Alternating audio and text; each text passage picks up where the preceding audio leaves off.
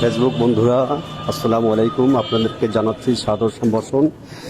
সেই সাথে আপনাদের সামনে একটি চাঞ্চল্যকর তথ্য তুলে ধরবো, খুবই ন্যাক্কারজনক ঘটনা, যেটি ঘটেছে আশুলিয়ার দক্ষিণ গাজীচর মুন্সিপাড়া দুদু মার্কেট এলাকার সংলগ্ন এলাকায় মাসুদের ভাড়া বাড়িতে।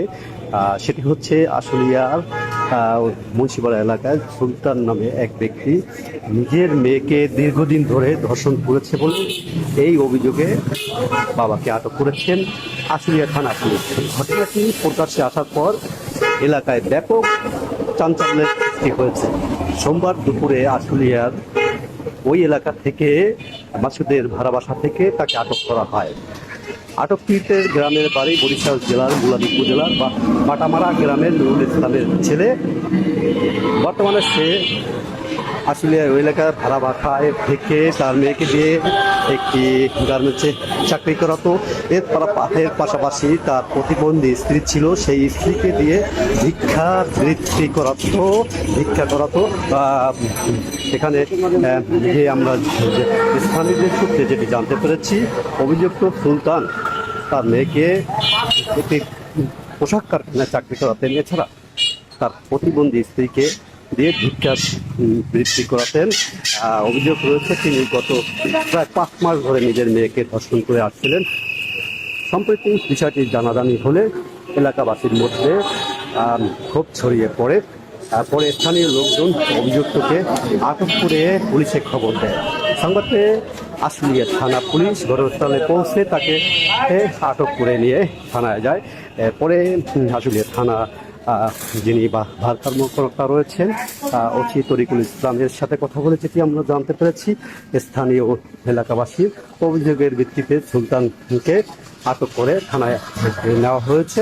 ভুক্তভোগীর অভিযোগ এবং প্রাথমিক প্রাপ্ত তথ্য বাছাই করা হচ্ছে এবং মামলা রুজুর প্রক্রিয়াধীন রয়েছে বলে তিনি আরও জানান। ঘটনাটি ঘটেছে আশুলিয়ার দক্ষিণ গাজীচর দুদু মার্কেট সংলগ্ন এলাকার মুন্সিপাড়া এলাকায়। তো আমরা ভুক্তভোগীর সাথে কথা বলে যেটি জানতে পেরেছি, ধর্ষিতা যে মেয়ে তিনি বলেছেন, আমার মা প্রতিবন্ধী হওয়ার কারণে একই সাথে থাকতাম। আমার বাবা সেই সুযোগে দীর্ঘ 5 মাস যাবৎ আমাকে জোরপূর্বক ধর্ষণ করে আসছিল। আমি বাধা প্রদান করলে আমাকে বিভিন্ন সময় মারধর করার পর হুমকি দেয়। আমি আমার বাবার সর্বোচ্চ শাস্তি করছি।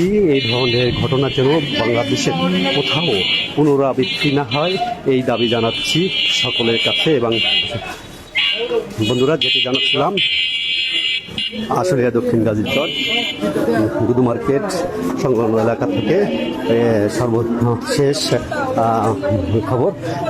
পরবর্তীতে আপনাদেরকে বিস্তারিত জানানো হবে। এছাড়া আমরা এখানকার যারা এলাকাবাসী রয়েছেন তাদের সাথে কথা বলে যেমনটি জানতে পারি।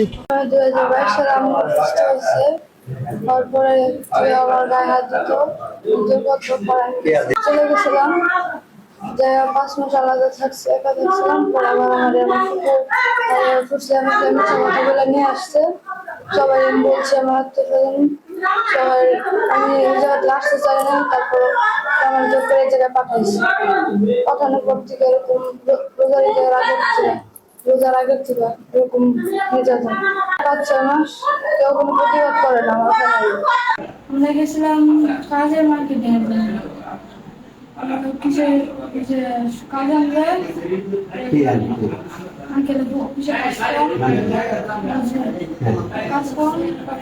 আমার নিয়ে গেছে। আমি তখন আমার নতুন ছিল, তো তাই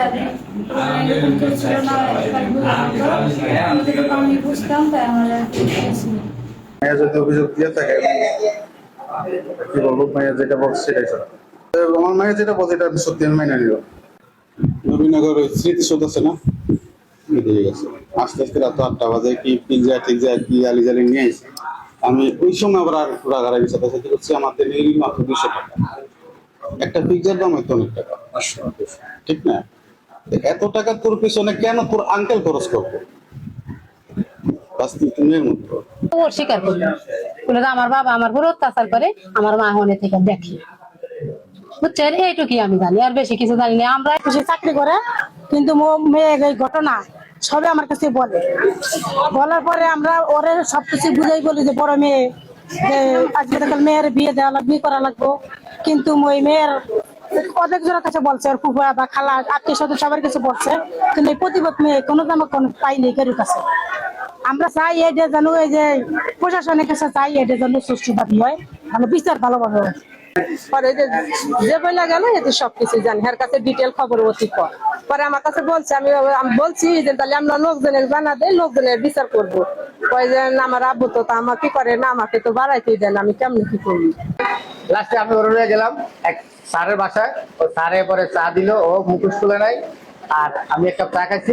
পরে স্যারের সাথে কথাবার্তা বলে আমরা কাজের বিষয়, যে ক্ষেত্রে আমি যাওয়া কাজের বিষয় সারলাম। এটা স্যারের সাথে দেখলাম আমি কালকে কাজ দেবো, দেখা সাক্ষাৎ করে স্যারের সাথে বলে আমি চলে আসি। আসার পরে ওরে বাসা যাওয়া সব বললাম, তুমি তো কিছু খাইলে না, তো নাও একটা পিৎজা নাও।